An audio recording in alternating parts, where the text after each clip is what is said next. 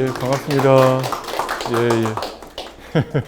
저희 뭐 아마 이게 저도 좀 처음이어서 낯설은데 또 여기 그래도 시민대학 얘기 지금 어쨌든 그 대학생분들이시잖아요. 근데 이게 벌써 20기 됐고 또 앞에 한 2강을 벌써 들으셔서 여기 지금 계신 분들은 그렇게 아주 낯설지는 않을 거라고 생각을 합니다. 제가 오늘 말씀드리려고 하는 거는 자연이랑 건축이 어떻게 서로 연결성이 좀 있을까 그걸 찾아보는 정도입니다. 그래서 한 1시간 반 동안 이게 너무 부담 없게 그냥 사실은 건축도 그렇고 자연도 그렇고 모르시는 분들은 없습니다. 다 경험해 보신 거고 지금도 다 집에 사시고 여기도 건축 안에 들어와 있기 때문에 우리가 신발을 늘 쓰고 있듯이 집이나 건물을 여러분들이 아시죠. 근데 이제 조금 더 우리가 알고 있는 것보다 조금 더 자세히 알아가는 과정이라고 저는 그렇게 생각을 합니다. 그래서 오늘 주제인 이 자연과 건축을 한번 이렇게 그냥 몇 가지 사진을 갖고 비교해 보면서 어떤 연관성이 있나 그거에 대해서 좀 알아보도록 하겠습니다. 제 목소리 잘 들리시나요? 예. 네, 고맙습니다. 예.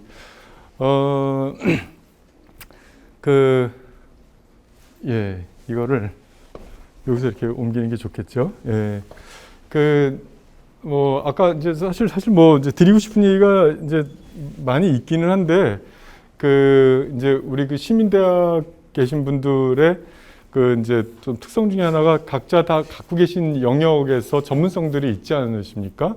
그래서 그런 분야랑 지금 이제 건축을 통해서 또 한번 이렇게 본인들의 살아오신 그런 전문성하고 또 이렇게 비교해 보실 수 있는 좋은 시간이 됐으면 합니다. 이제 제가 감히 한자를 많이 알지는 못하지만 이제 자연하고 건축 한번 그냥 한자로도 한번 좀 짚고 넘어가 보고 싶은 생각은 있습니다. 사실 여기 지금 남성분들이 사실 굉장히 많이 오셔갖고 저는 굉장히 힘이 되기도 하고 기분이 좋은데 자연인 많이들 보시잖아요. 저도 굉장히 애청하는 프로그램입니다. 이상하게 빠져들더라고요. 왜냐하면 이제 집안에서 가족들하고는 소통이 점점 잘 안 되고 희한하죠. 그렇게 오래 살았는데. 근데 소통은 잘 안 되는데 이제 자연이라는 데를 이제 나가게 되면 오히려 그 자연 속에서 나만의 어떤 이렇게 세계 같은 게 형성이 되고 막막하지만 그 안에서 이렇게 어떠한 룰을 이렇게 찾아갈 수 있다는 게 참 매력인 것 같더라고요. 당장 보면 자연인 분들 보면 참 대단하다. 저렇게 불편하고 저렇게 어려운 상황을 사시는 것 같아서 불편해 보이지만 또 굉장히 부럽죠. 저는 그렇습니다. 저는 굉장히 부럽더라고요. 왜냐하면 그냥 되는 것도 없고 안 되는 것도 없는데 전혀 부족함 없이 잘 사시거든요. 그래서 저는 앞에 집합주택도 강의하셨고 또 전원주택도 강의하신 걸 들으셨겠지만 건축이 그렇게 사실 대단한 아주 스페셜한 그런 전문성이 요구되는 게 사실은 아니다. 물론 더 좋은 집을 지려면 전문가가 필요하죠. 그리고 잘 짓는다는 건 뭔가 기술도 필요합니다. 그러나 사실은 정말 아무것도 없어 보이는 자연인들의 삶처럼 웬만한 것들이 다 건축이 됩니다. 그리고 자기를 보호할 수 있는, 우리가 이제 정말 자연으로 다시 우리가 회귀해 본다고 하면 아담과 하와를 떠나서 그냥 우리 역시 영장류에 속하는 그냥 일종의 포유류의 동물일 뿐이거든요. 근데 우리가 추위를 피하고 또 조금 더 편리하게 생활을 해나가는데 최소한의 것을 갖추는 데까지는 사실은 그렇게 많이 전문성이나 어려운 기술이 필요하지 않다는 걸 느낍니다. 또 더 놀라운 거는 그분들이 생각보다 훨씬 더 만족하면서 사실 수 있다는 거죠. 그래서 저희가 건축을 자연에 비해서 굉장히 뭔가 극복하고 대단한 거를 만드는 거라고 생각을 하지만 되돌아보면 정말 자연의 일부일 수밖에 없습니다. 아무리 높은 빌딩, 막말 송도에 67층 뭐가 있든 전 세계 버즈알 아랍이라고 굉장히 초고층 그 사우디에 에미리트에 있는 그런 건물도 조금 그 지구상에서 단 몇백 미터 상공 내지는 이렇게 1km 반경만 넘어가도 보일까요? 안 보이죠. 그냥 점도 안 될 겁니다.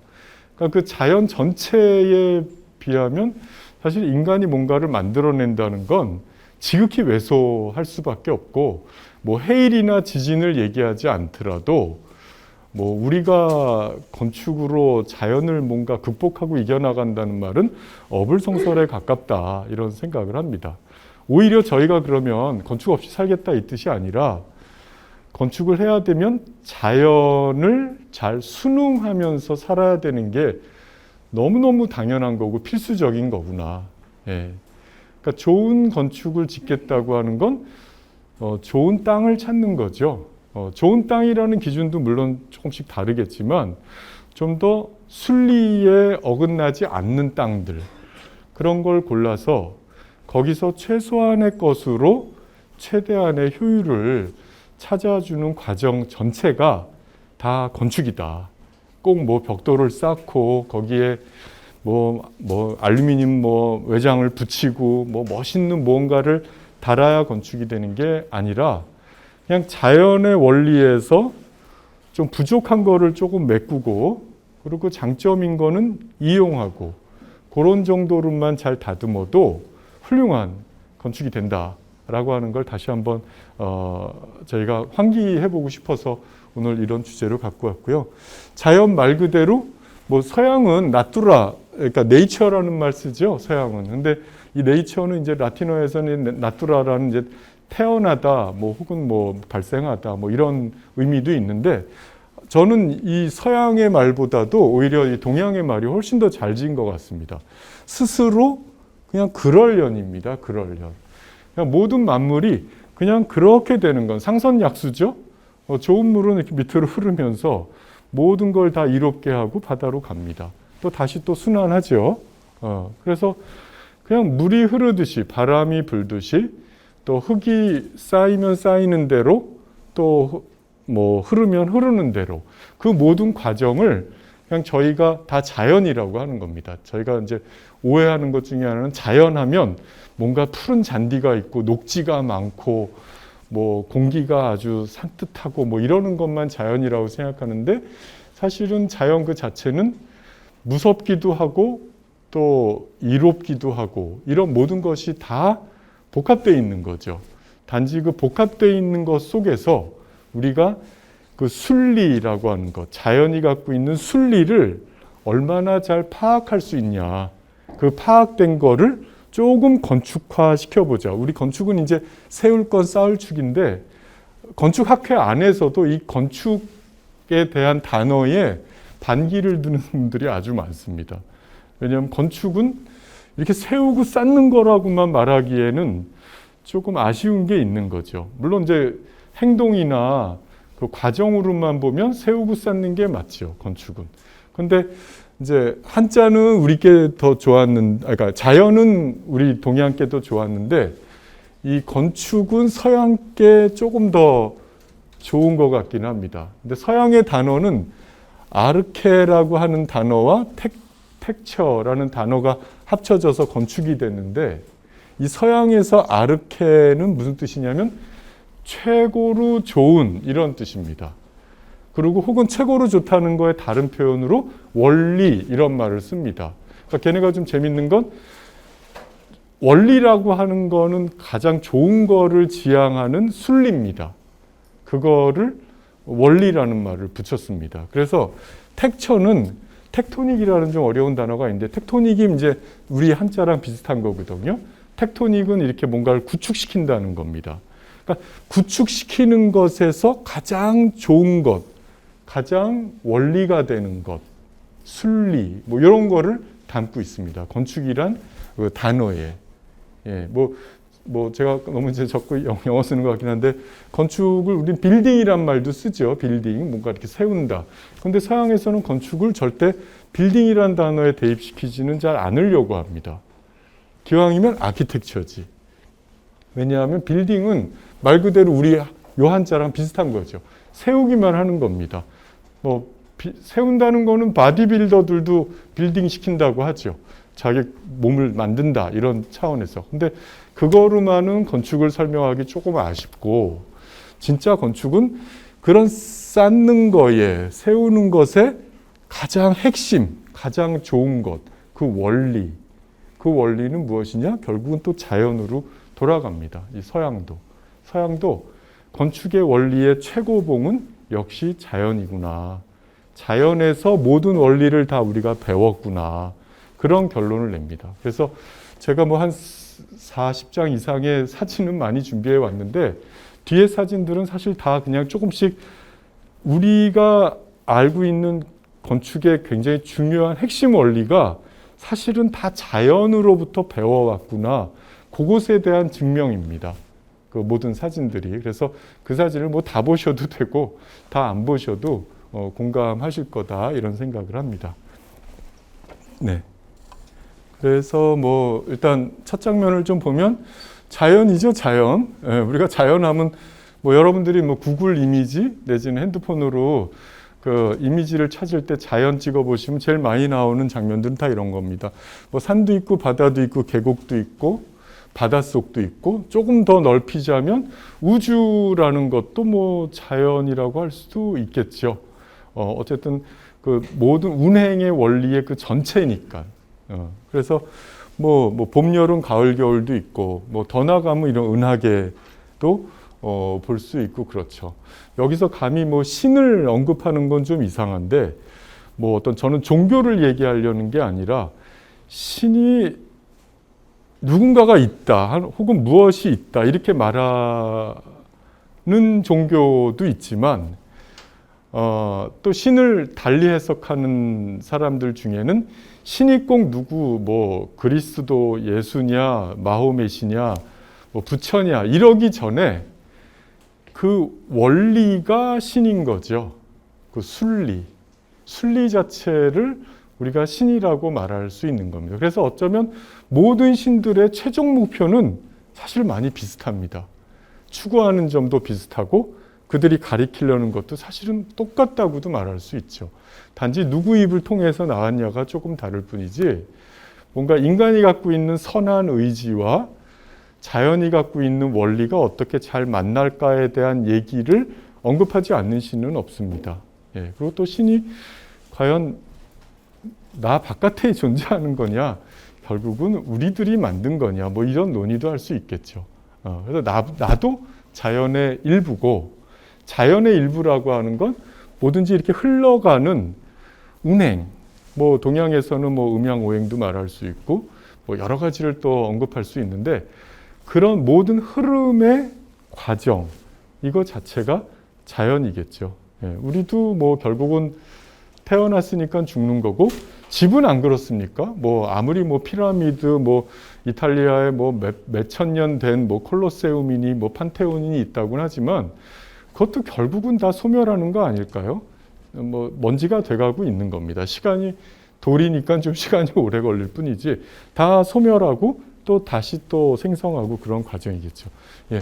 그래서 근데 자연을 이렇게 그냥 이렇게 보면 뭘 배울 게 있나 싶지만, 이제 다다음에 조금 더 가서 보여드릴 장면은 자연을 조금만 더 마이크로하게 보거나 자연을 조금 더 매크로하게, 그러니까 더 현미경으로 섬세하게 보거나 아니면 조금 더 망원경으로 넓게 보거나 이렇게 했을 때 그 원리들이 보인다는 거죠.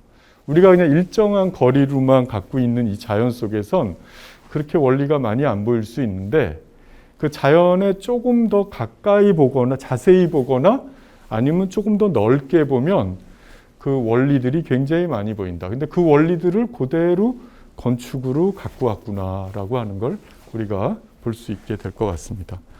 네, 다음은 이 건축입니다. 아무래도 이제 자연 이미지 한번 띄워봐야 될 것 같고, 건축 이미지 띄워봅니다. 그러면 뭐 서양에서는 이런 파르테논도 있고, 일본의 범용산지 하여튼 이런 절도 있고, 이런 또 탑도 있고요. 탑도 건축이라면 건축이죠. 계획을 하고 모형도 만들어 보고, 또 뭐 친환경적으로도 만들어 보기도 하고 뭐 좀 재밌는 형태들을 만들어 보기도 하고 그렇죠. 예. 그래서 건축은 뭐 지금 이제 이미 시민대학에서도 이걸 건축대학이 만들 수 있다라고 하는 건 이제 건축은 사실 삶의 그냥 필수적인 용도를 넘어서 이제 문화가 돼가고 있다라는 걸 우리가 이제 공감은 하고 있는 거죠. 그래서 뭐 음악, 미술, 뭐 공연, 뭐 연극, 뭐 이런 거를 포함해 어떤 좀 물리적인 걸 더 다루는 것 중에 건축도 우리가 문화를 논할 수가 있다.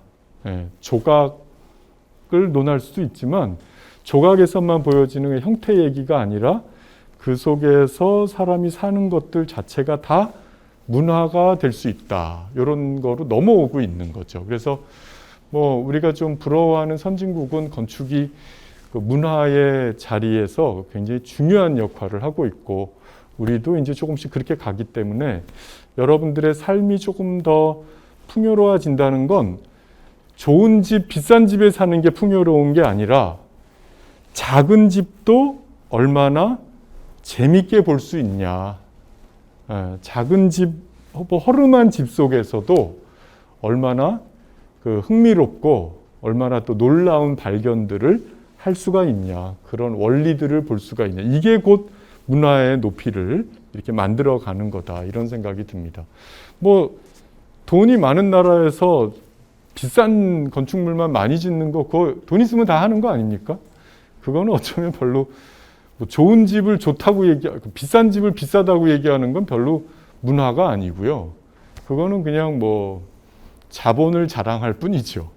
그런데 굉장히 허름하거나 오래됐거나 이런 것 속에서도 굉장히 아름답거나 놀라운 걸 발견할 수 있거든요.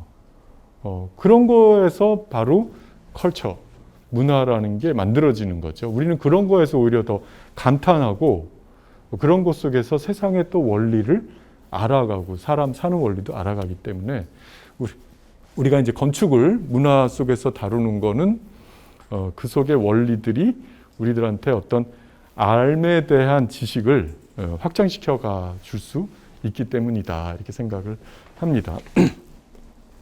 앞으로 한 두세 페이지만 한글을 조금 더 보고 그 다음에 한 40페이지는 다 그냥 그림이니까 걱정 마시고 이제 비교하는 그림만 보시면 되겠습니다. 그래서 지금 앞에 제가 한 말을 한번 이렇게 정리를 해봤습니다. 자연이라는 건 뭐 어쨌든 신이 있든 빅뱅 때문이든 어떤 에너지에 의해서 만들어졌다고 치고요. 이 자연이, 지구가, 우주가. 그래서 그거를 오히려 미지의 것이니까 저희는 오히려 그걸 더 창작물이다.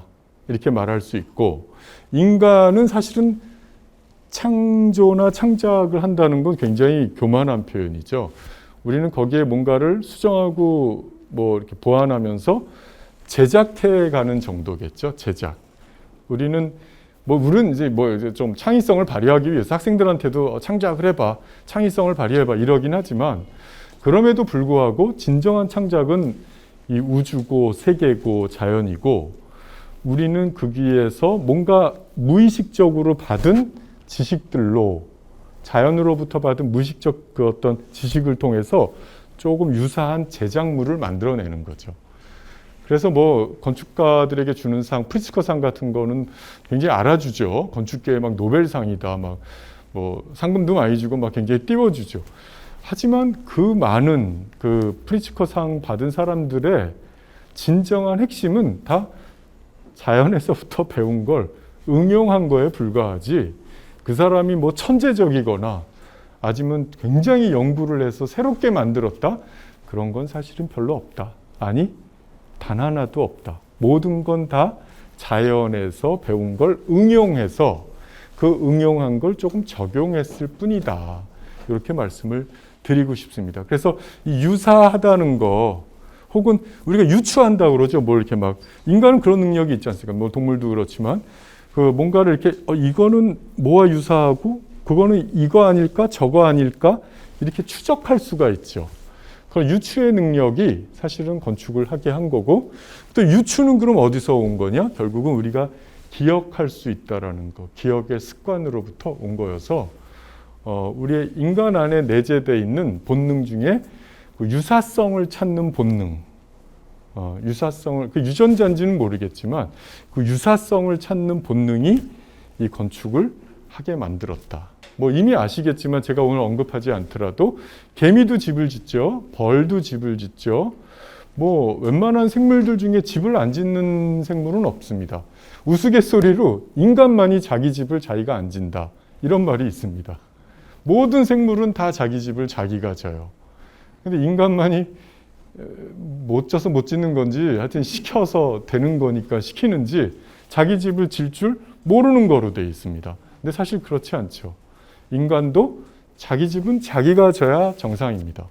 그래서 여러분들이 만약에 건축가들을 만나서 어떠한 뭐 크든 작든 어떤 건축물을 요구하실 수 있는 그런 클라이언트 입장이 되면 여러분들의 그 본인의 취향과 성향을 강력하게 주장하셔야 돼요. 그냥 건축가가 알아서 해주세요. 뭐 건축을 많이 해보셨으니까 좋은 집을 져주세요. 이래서는 저는 안 된다고 봅니다. 나는 어떤 걸 좋아하고 난 어떤 성향이 있고 나는 뭐는 편하지만 뭐는 불편해요. 그러니까 나에게 맞는 집을 져주세요. 이렇게 당연히 얘기할 수 있어야 되는 겁니다. 그거를 어떤 이론이나 그 유명하다는 거에 맡긴다는 건 너무 바보스러운 일이겠죠. 자, 그래서 하여튼 뭐 제가 이런 걸 자꾸 왜 넣는지 모르겠는데 부분과 전체, 건축은 부분이고 자연은 전체다. 뭐 이 하이젠베르크라는 사람은 이제 굉장히 유명한 과학자죠. 현대 과학을 이끈 뭐 근데 저분은 과학자지만 철학자이기도 하죠. 그래서 저는 모든 건 부분과 전체의 관계다. 그 얘기만 하고 넘어가려고 하고 시인도 시인의 시인일 수 있는 건 뭐죠? 그게 뭔가 그냥 놓여 있는데 누구는 시인이 되고 누구는 시인이 안 된다? 그 차이는 뭘까요? 시인은 그 유사함을 찾으면서 그 은유나 상징으로 그 유사함의 매혹에 빠진 사람들이 저는 시인이라고 생각합니다. 그러니까 똑같은 돌을 보고 누구는 그 돌 속에서 더 무언가를 더 볼 수 있는 사람, 상상할 수 있는 사람, 아니면 기억할 수 있는 사람, 혹은 유추할 수 있는 사람. 꽃을 보고 그냥 꽃이네, 꽃이야. 이런 사람도 있겠지만 난 이 꽃을 보니 뭐가 생각나고 또 뭐가 생각나고 뭐가 생각나서 그런 사람들은 시인이 된 거죠. 우리한테는 다 시인의 그 잠재력이 있죠. 건축가의 잠재력도 있지만. 근데 그 연결시켜 볼 수 있는 능력이 굉장히 훌륭한 능력이다. 그것이야말로 창조에 제일 가까운 제작자의 능력이다. 이렇게 말씀을 드리고 싶습니다. 자, 그래서 결국 다시 또 이 정도로 해서 마무리를 짓고 싶은 건데 호모 파베르 이런 말 들어보신 분도 있을 겁니다. 결국 이제 도구적 인간이라는 건데 인간은 뭐 프로메테우스 불 뭐 이런 거 얘기하지 않더라도 도구를 사용할 수 있다는 것이 뭐 신이 계시다면 어떤 다른 자연 속의 생물보다 우리한테 굉장히 큰 능력을 준 거죠. 물론 도구를 인간만 다루냐? 그건 또 아니란 말 있죠. 곤충들 중에도 있고 또 몇몇 생물들은 도구를 활용하기도 한답니다. 그런데 인간에게는 어쨌든 이 도구를 잘 활용할 수 있는 능력을 줬는데 이 도구를 왜 줬을까요? 신이. 이런 생각을 해볼 때 약간 뭐 이제 기독교적으로 좀 보자면 인간이 낙원에 있다가 쫓겨났다고 그러잖아요. 뭐 신한테 대들어서든지 아니면 뭐 어쨌든. 그래서 인간이 이제 요건 약간 이제 우화 같은 건데 인간이 자연으로부터 배속됐다가 자연 속의 한 일부로 됐다가 거기서 쫓겨났다면 혹은 거기서부터 분리가 됐다면 결국 인간은 도구를 다룰 수 있는 능력이 왜 생겼냐? 결국은 다시 자연으로 돌아가기 위함이라는 겁니다. 그게 뭐 어머니의 품이든 신의 품이든 우리가 이제 뭐 자연에 독립적으로 그걸 뭐 어떤 철학자들은 기투됐다, 피투됐다 뭐 이런 말도 쓰거든요. 던져진 거죠. 우리가 이렇게 태어난 건. 그리고 사회 속에서도 얼마나 많이 이렇게 던져집니까? 그런데 우리가 이 던져진 상황을 늘 아쉬워한다는 거죠. 그래서 그거를 그 던져진 상황의 위기나 어려움을 이렇게 보완하다 보면 결국은 나의 방어적인 모든 행동이 사실은 자연으로 다시 돌아가려고 했던 그 과정에 불과하다. 뭐 이런 표현을 쓰게 되는 겁니다. 그래서 우리가 뭐 건축뿐만 아니라 여러 디자인 중에 뭐 유행하는 양식들 굉장히 많겠죠. 그리고 개인적인 취향들도 다 다를 것 같고. 그런데 결국은 바로 이 보편적이라는 것. 보편의 최고가 뭐겠습니까? 결국은 자연입니다. 보편을 일반과 조금 구별해서 설명하는데 일반은 그냥 뭐가 하나 만들어졌다가 많아지면 그걸 일반이라고 합니다. 그런데 일반이란 용어, 제네로스하다는 거랑 이 보편은 되게 다른 건데 보편은 사실은 진리죠, 진리. 그러니까 인간에게 양심이 있다라는 게 일종의 진리인 것처럼 뭐 어린애가 절벽으로 기어가면 사람이라면 다 말리지 않겠습니까? 이 애기가 뭘 모르네 하면서. 그리고 연민의 생각이나 뭐 어떤 자비의 생각 이런 것들도 다 본능인데 그런 본능에 옳은 거를 이제 보편이라고 하는 겁니다. 그리고 그 보편의 정당성을 다시 찾아가는 것. 이것이 인간이 도구를 쓰는 이유인 거거든요. 그래서 제가 좀 말이 좀 어려워졌는데 인간이 도구를 다룰 수 있다고 절대 자연을 이기고 뭘 자연보다 더 나은 걸 할래 이렇게 생각하면 큰 오산이다. 그걸 말씀드리려고 하는 겁니다. 인간이 도구를 다룰 수 있는 능력은 단 하나, 자연으로부터 우리가 배척됐던 것에서 다시 가장 자연스러운 자연으로 돌아가기 위함이 오히려 도구를 다룰 수 있는 능력을 준 것이다. 이렇게 설명을 하고 싶습니다. 그래서 흔히 도구적 인간하면 우리가 뭔가를 굉장한 걸 이룰 수 있을 거라는 착각을 하는데 사실은 그게 아니라 내가 아무리 뭔가를 좋아하는 걸 많이 해봤어도 결국은 그건 내가 가장 자연스러운 자연 속에 들어가려고 하는 과정에 불과하다. 이런 얘기를 꺼내고자 했던 겁니다. 네. 그리고 여기까지부터인데 이분은 누구냐면 끝으로 르꼬르비제라는 사람인데 앞에 두 선생님들 중에도 언급했을지 모르겠어요. 근데 적어도 건축과를 들어왔을 때 이제 대학이니까 이제 여러분들이 일종의 이제 건축 대학을 들어오신 거거든요. 그래서 건축과를 들어와서 제일 먼저 만나는 가장 유명한 건축가의 이름을 대라고 하면 바로 이 사람입니다. 르꼬르비제라는 사람인데 말도 조금 이상하죠. 르꼬르비제. 프랑스계 스위스 사람인데 어쨌든 이 건축과를 접하면서 건축을 학문으로 접하면서 제일 유명하다는 사람은 바로 그러니까 뭐 이 사람 말고 더 유명한 사람도 있겠죠. 근데 그래도 제일 많이 알려지고 제일 많이 익숙한 사람이 바로 르꼬르비제라는 사람입니다.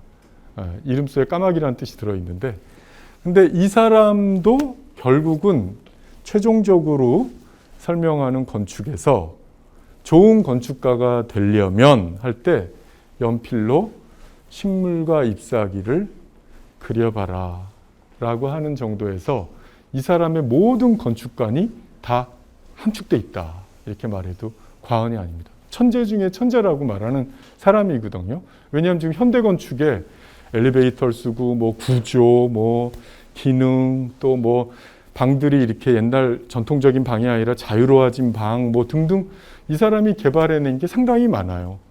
그런데 저 유명한 분이 최종적으로 한 얘기는 결국은 뭐 자연이고 뭐고도 설명할 거 없고 학생들이 식물 하나에 잎사귀 하나를 잘 그려보면 거기서 모든 원리를 배울 수 있어 라고 하는 말로 이 건축을 정의하기도 합니다. 좀 더 나가자면 뭐 조개 껍데기든 구름 형태든 뭐 등등 이 모든 것들 속에서 건축은 원리를 보여주고 있었다 이렇게 말을 하고 있는 겁니다.